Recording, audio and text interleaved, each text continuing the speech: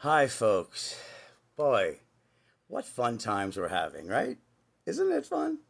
Anyway, I wanted to let people know when you're dealing with toxic people, they talk about flying monkeys, dealing with the covert narcissist, the smear campaign.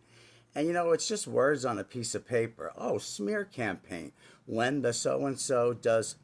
Well, let me tell you, how do you win against a toxic, covert narcissist, pathological liar who is delusional, who can't remember 80% of the past, so is forced to confabulate due to a lack of empathy, which helps you remember? So they have no empathy. So what's winning? You know what winning is? Winning is telling the truth. That in itself, it becomes a monumental event because the truth to these people is death. It's unalive. Excuse me, TikTok. It's unalive. Okay? That's what the truth is.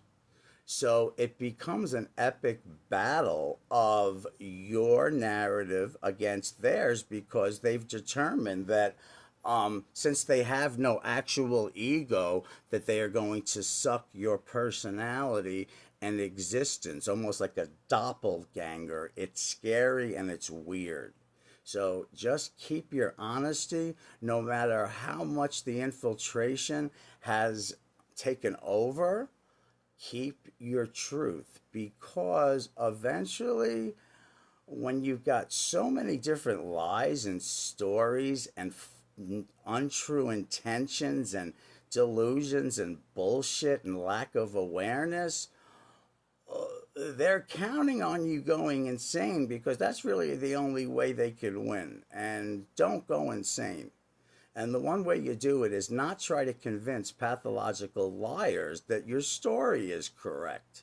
We as truth tellers have a tendency to beat a dead horse against the wall and expect the magical thinking is you expect that you're going to eventually convince a pathological liar who's been deluding themselves since they're five to have like a psychological comeuppance.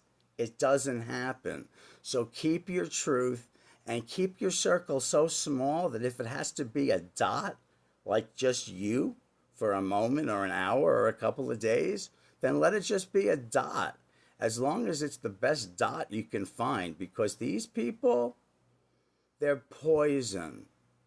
Don't ever convince yourself that you've had enough time away that you think the poison is going to alchemize into a delicious, nurturing cocktail.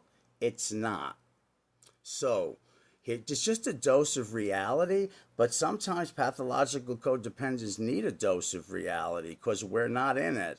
And if you're in a shared psychosis with one of these people, it gets deep and weird.